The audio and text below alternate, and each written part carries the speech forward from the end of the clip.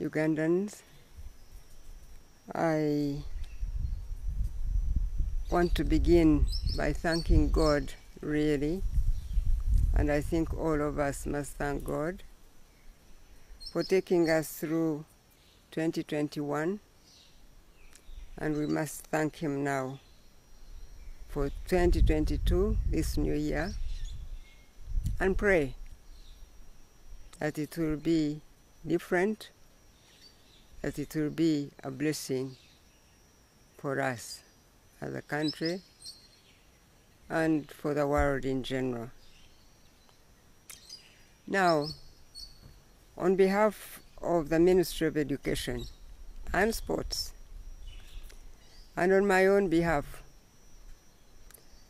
I'd like to thank our stakeholders who have continued to work with us on this journey as we prepare to reopen the education institutions in the country.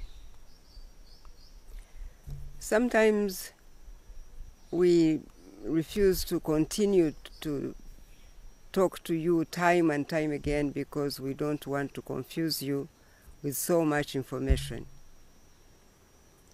But when there is so much talk in the social media and all over the place, then it's time to say something to you from the Ministry of Education for education in general. So I'd like to start by thanking all our stakeholders who really have worked with us as we do this preparation. We are grateful to the Prime Minister, we are grateful to the Ministry of Health and all the government ministries that have worked with us closely, and even the private sector who responded to our call for support when we called on education symposium. We called an education symposium last month, and many private sector agencies and officials were willing to turn up and help us. So we thank all of those, and we thank our frontline soldiers, the teachers, who have persevered through this season. We thank our learners and the community, because, as I have always said, education is a shared responsibility. It's not just for government, it's not just for the learners, it's for the families, it's for all of us. So I thank all of you who have really been working with us as we talked about the preparation and as we discussed and even asked for support. In a special way, I want to salute all the head teachers now who have managed to renovate their respective schools, who have tried to give a facelift to the schools so that they create a conducive environment for learning as the children prepare to come back to schools. I thank the local government leaders.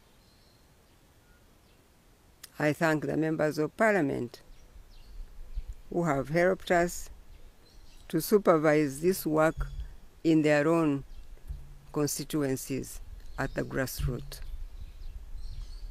As we take this step of faith to reopen the schools, we are aware that there are still many challenges, but we are trusting God to lead us all the way.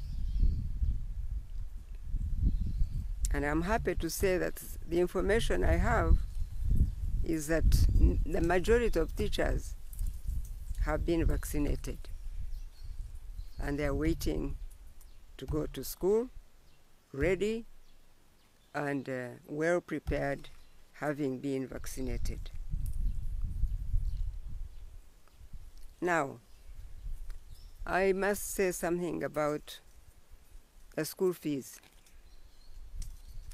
I have heard the outcry on the issue of unregulated school charges by both public and private schools.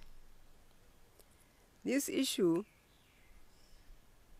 as I'm sure you can remember, is not new. In 2017, I had to appoint a committee headed by Professor Kayanja to look into the issue of school fees and guide the Ministry of Education to know how to guide schools. The committee examined the cost triggers for the escalating school fees, common additional non-receipted charges, other frequent non-financial requirements such as paper, the bags of cement, the toilet papers, and such things that teachers continue to charge the parents for. Now, the committee of Professor Kayanja recommended realized that there was need for the ministry to provide the guidelines for fees structures. This well-researched work has informed the ministry and on the issue of the school fees. So when it came up this time, we realized at the ministry that this is not just about COVID-19. It has been a problem. It comes up again and again, but perhaps now COVID-19 has just made it worse. But you remember, all of you, that on the 15th of December 2021, at the closing of the 28th Annual Education and Sports Sector Review Workshop, I did inform the country as follows regarding the management of school fees as schools reopen for academic year 2022. Number one, while non-UPE and non-USE implementing schools need to charge school fees to enable running of schools, the Ministry of Education is against arbitrary increment of school charges. And I said that then. Number two, the ministry's guidance is that parents should not be asked to pay higher school fees than what they were paying before school closures.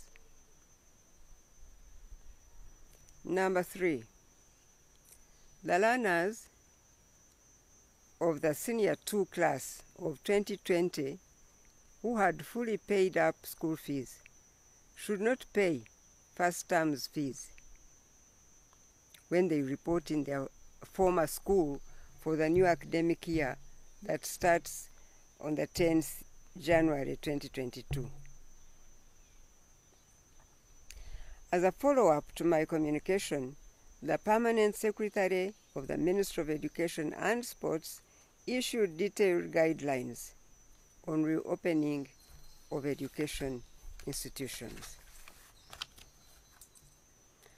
Now, in regard to school charges, the guidelines provide that 1. S2 learners who had paid full fees when they reported back for the term, which started on 31st May 2021, they should not be charged any more fees for the first term of 2022. I hope parents are listening, teachers are listening, and I wish you could perhaps sometimes get a pen and a paper and write down these guidelines, because I know that social media come up and bring up new ideas and they confuse you. But this is the Ministry of Education guidelines that we gave you before, and I'm repeating for you today. I want to repeat this one. The S2 learners who had paid full school fees when they reported back for the term which started on 31st May 2021, they should not be charged any more fees for the first term of 2022 when they report to their former schools for going now into senior 3 class. Number 2, the S2 learners who had not completed paying the fees when the schools closed on the 7th of June 2021. These should complete paying only the balance of the school fees which they had not yet finished when they report back to their former schools for S3 in January 2022. Just a few days ahead of us now. Number 3, education institutions shall engage their parents or guardians to adopt flexible fees payment arrangements and allow payment in appropriate installments. Because everybody understands the problems people are having. It is true that the schools also have need for money, but schools also understand that parents have issues with money because many of them have not been earning the income they normally use to earn. Number 4, the management and governance of all education institutions shall review institutional annual work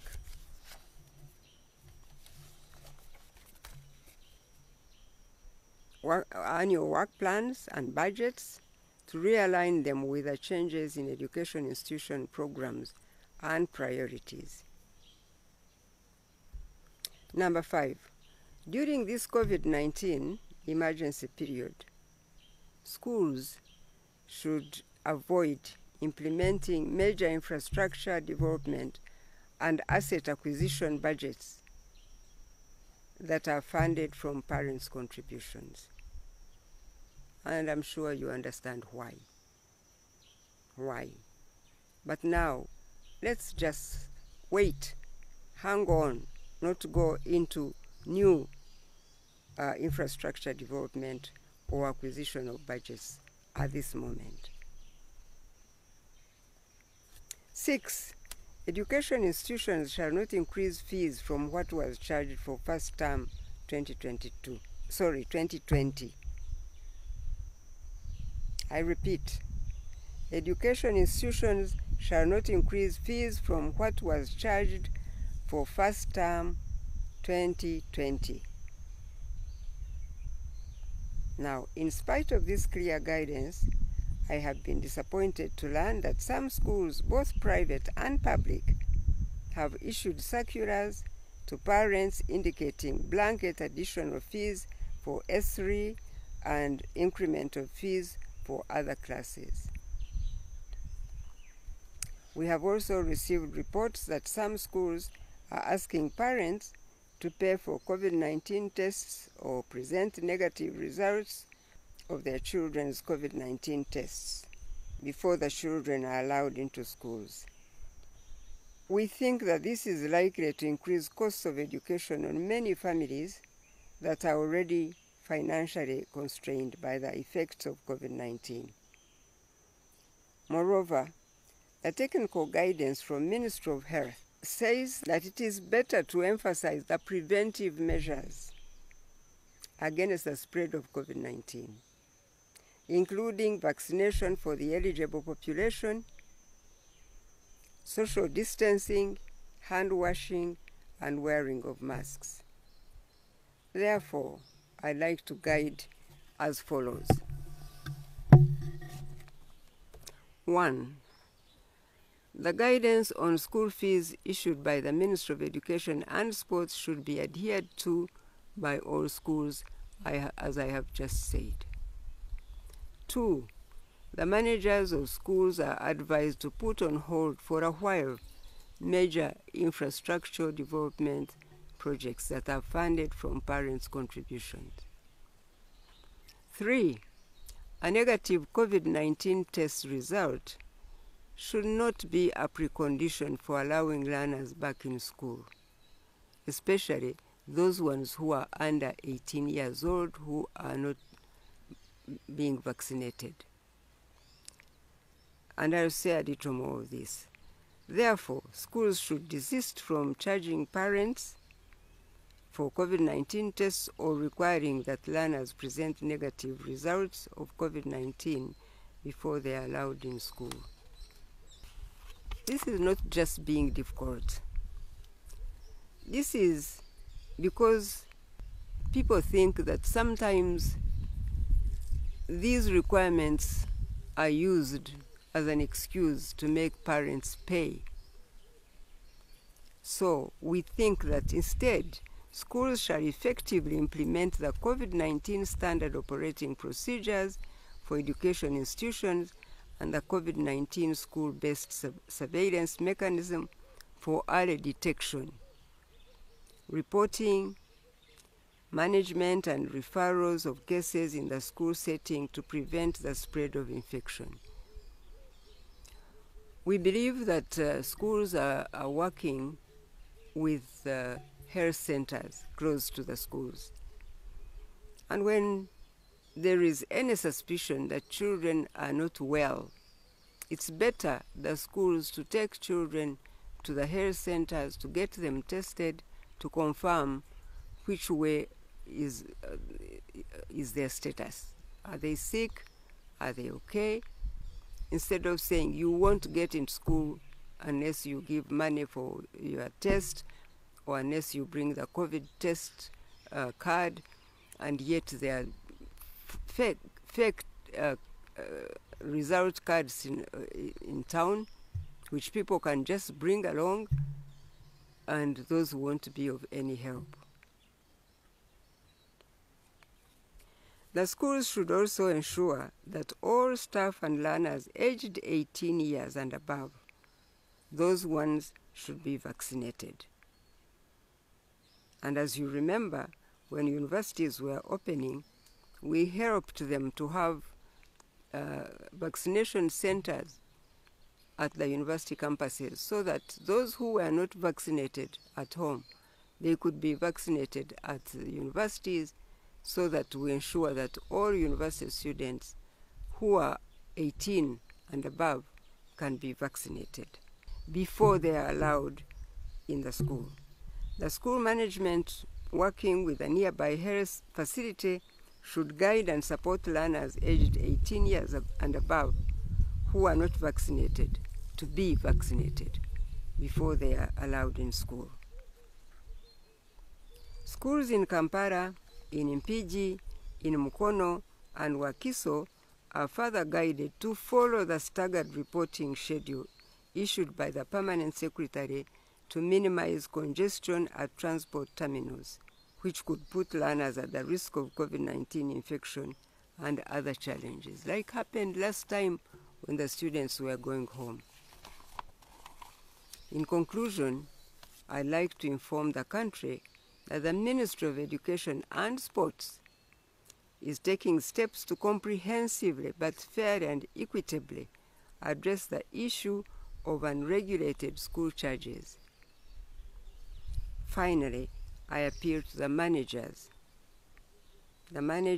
of schools to appreciate the financial challenges that most families are being faced with under the current circumstances, and the spirit in which the Ministry of Education and Sports guidance on school charges for first term on 2022 is being made.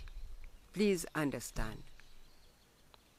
The ministry will not tolerate situations where parents are charged school fees twice or where unrealistically high charges are imposed on parents. I thank you for listening to me, and I want to use this opportunity to welcome all students and learners back to school we are all excited to see this happen in our country again, because we've waited long for it. Thank you so much, and God bless you.